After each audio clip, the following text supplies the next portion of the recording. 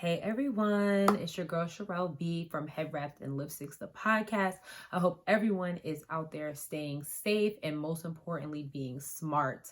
I really hope that you enjoyed the first episode of our new YouTube series 6-minute synopsis. Shout out to Sierra for doing the first episode. She gave her personal breakdown of Netflix new series Black AF, which I haven't watched yet, but yeah.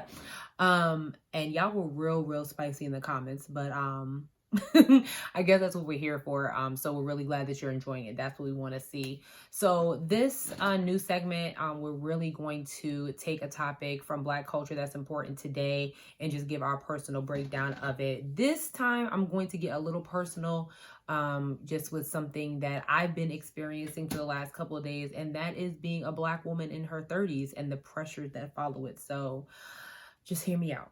Just hear me out.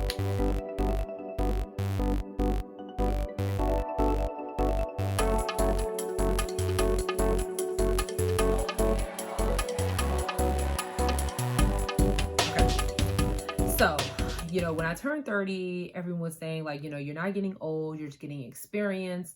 It's going to be great, blah, blah, blah, blah, blah. But what they did not tell me was the different pressures that I was going to feel. And, it's really been,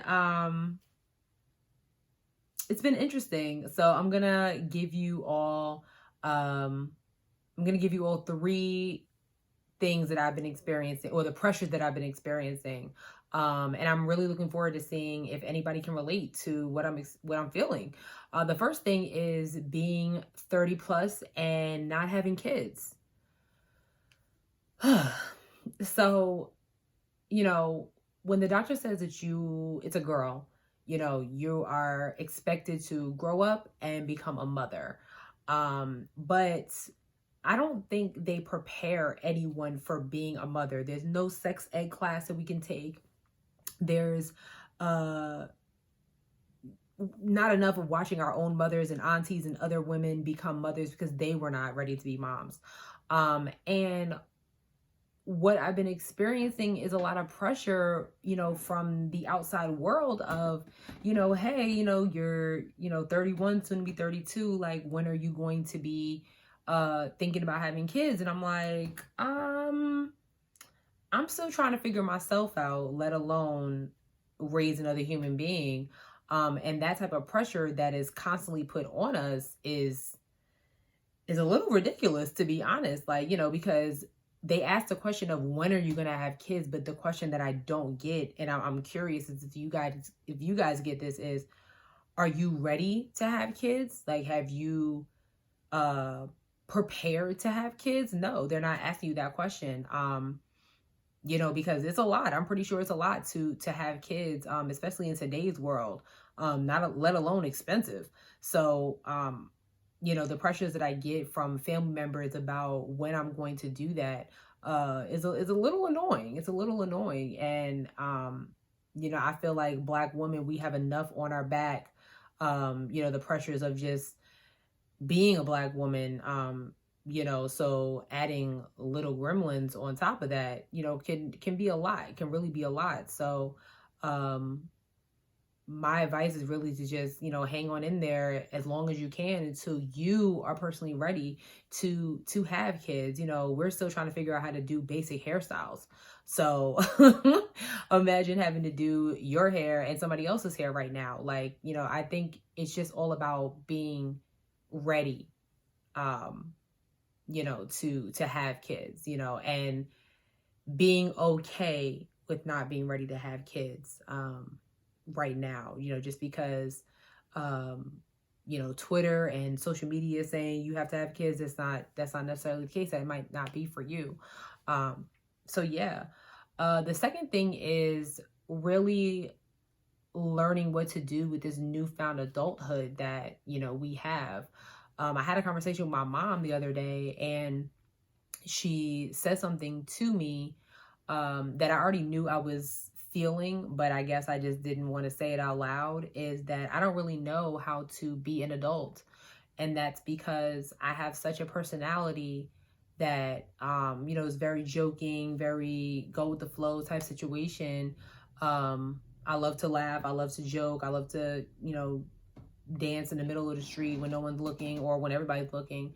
That people might not take me as serious as grown-up Sharelle. Most people that know me call me Relly, but I'm always going to be Relly, but now I'm just grown-ass Relly, and I really don't know how to balance it all. Even with work, I might be in a meeting and I might crack a little joke, or I just have that personality that just kind of pops out that people might not take me as serious as they really should until, ish hits the fan, and then it's like, oh, she's serious. And I'm really trying to figure out how to balance that out, how to still be who I am, but just be the adult version of me. So it's a lot. It really is a lot. But I'm learning. I'm taking this quarantine very seriously to figure out how to do that. And the very last thing, I'm not gonna get emotional, is really not knowing who you are yet. Just because you are 30 plus does not mean that you know who you are as a person. And I'm not saying what you are, I'm saying who you are as a person. Everybody would get, I'm sure at some point in your life, you get that question, well, who are you? And the answer would be, oh, my name is Sharelle B.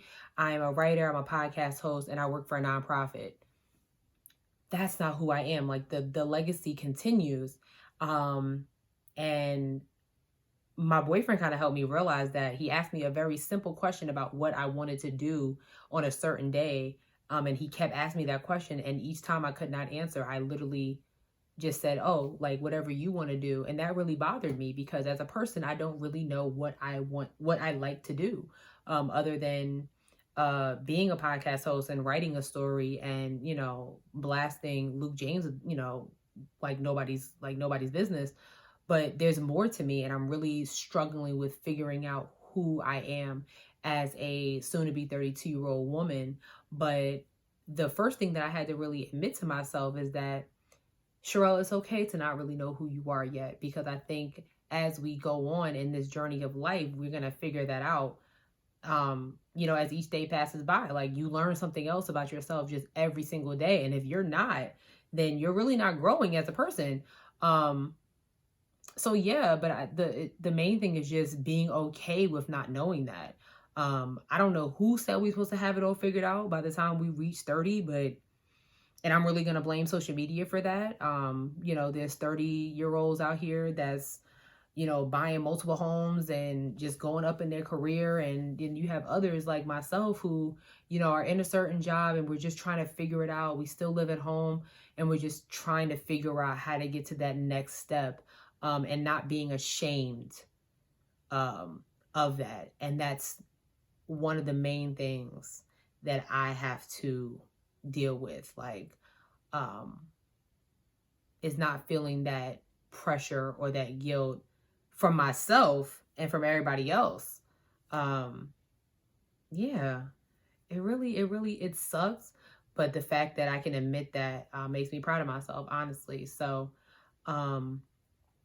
yeah, I'm gonna cut it at that because I don't want to get I don't want to get too emotional with you guys. But I do feel like there's somebody out there that can agree with or relate to what I'm experiencing. And honestly, I'm so grateful for, this platform and this audience, that make me feel comfortable with sharing this, something that was kind of like deep within me. And I'm actually going to thank this quarantine for just kind of pushing these feelings a little more to the front, because I always know that I felt a certain type of way, but with, work and just everyday life getting in the way, you really don't have time to address these feelings. So I'm excited about finding out who I am. I'm excited about learning how to become more of the adult Relly or the adult Sharelle B, and being okay with not having kids right now.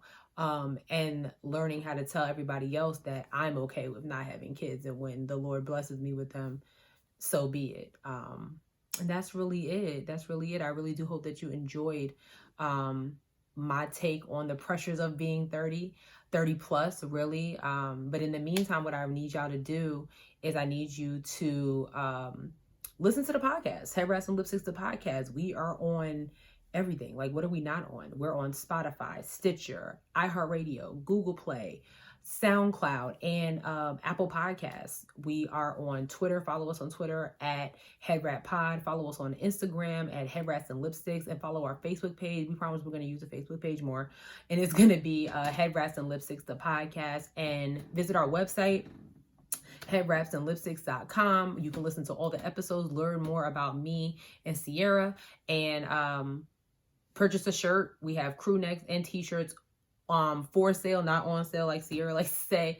And just support us in that way. You can also send us some money if you just like what we're doing and want to help us build, whether it's $1, 50 cents, $50,000. You can do all that. Our Cash App is $HeadWrapPod. And last but not least, subscribe, rate, and review. Leave us 5 stars, subscribe, and we'll read your review on the episodes when new episodes drop every Thursday. And then, for the YouTube channel, leave us a comment, subscribe, and you'll be getting more content. We'll be doing this a lot more. So hope you enjoyed, and see you soon. Bye.